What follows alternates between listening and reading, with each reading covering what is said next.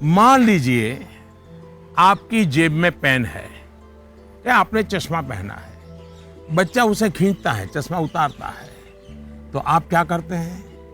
आप बच्चे को अगर चश्मा वापस लेने की कोशिश करते हैं तो वो रोता है, पेन वापस लेने की कोशिश करते हैं तो रोता है। तो समझदार माँ बाप क्या करते हैं? उसको एक बड़ा बॉल उसके सामने खड़ा कर देते हैं, लेकर के खड़े हो जाते हैं। बच्चा क्या करता है?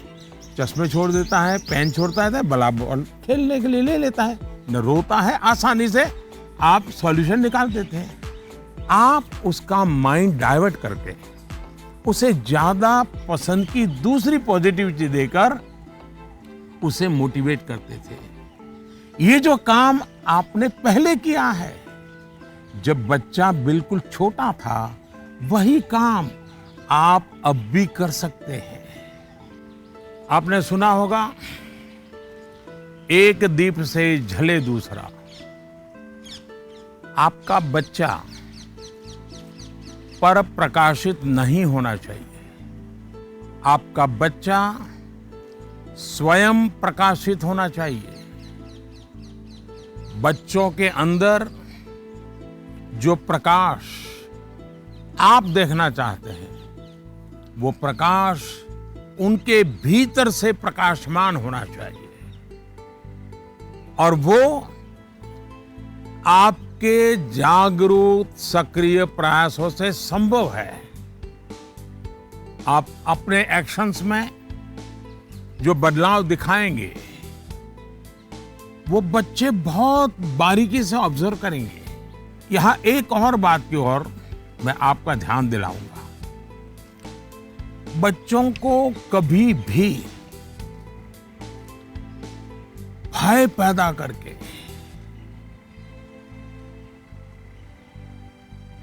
ये होगा तो ये होगा, ऐसा होगा तो ऐसा होगा, कृपा करके ऐसी कोशिश मत कीजिए।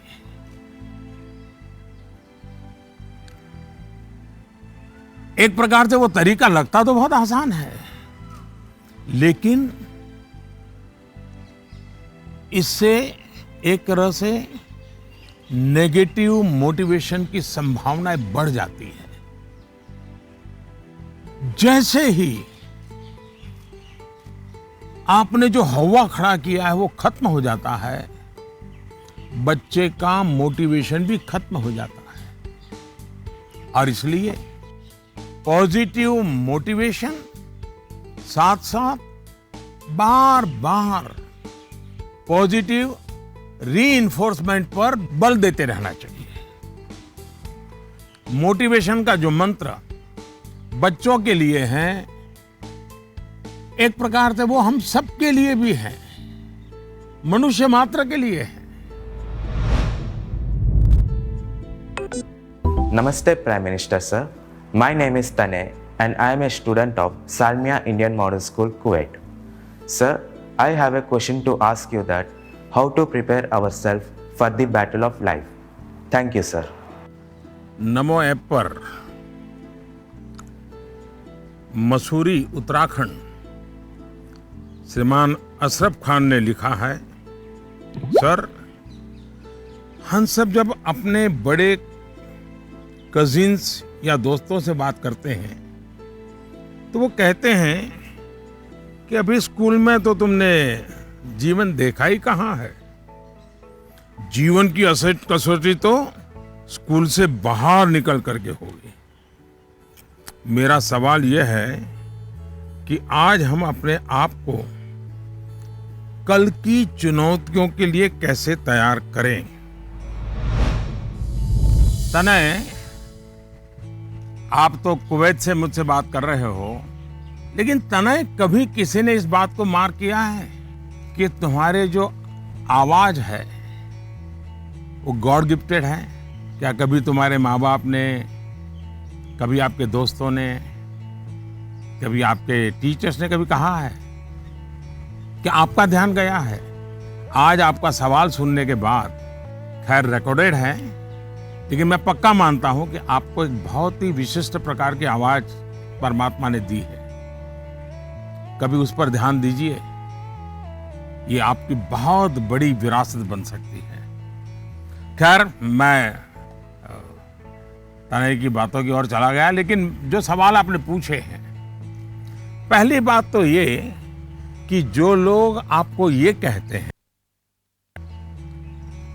उनके कहने का तरीका भले ऐसा होता है कि वो आपको सलाह दे रहे हैं, लेकिन मन के भीतर की सच्चाई को देखें तो वो अपने आप को हीरो बनाने की कोशिश कर रहा होता है, या फिर वो अपनी असफलताओं को इसलिए बड़ा बनाकर दिखाता है ताकि उसे एक एस्केप रूट मिल सके, और इसलिए वो दिखाता है कि उसके सामने बहुत बड़ी बड़ी चुनौतियां हैं।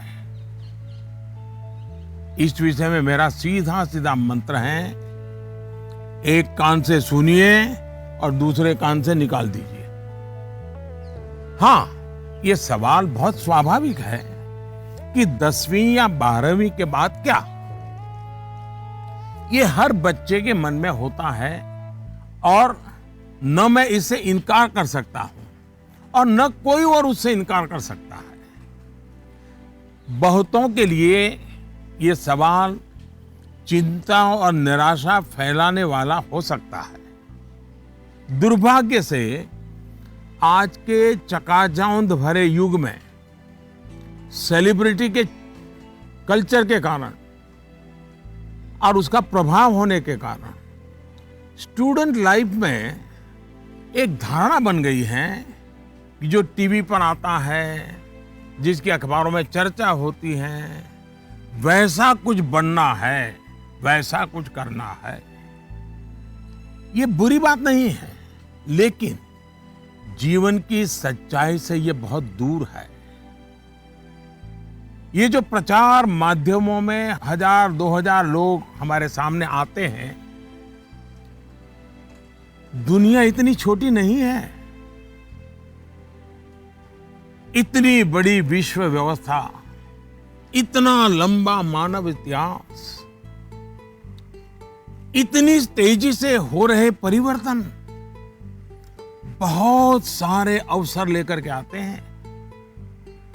जीवन की सच्चाई ये है कि जितने लोग हैं उतनी विभिन्नताएं हैं, जितने लोग हैं उतने अवसर भी है। हमें अपनी जिज्ञासा का दायरा बहुत बड़ा करने की आवश्यकता है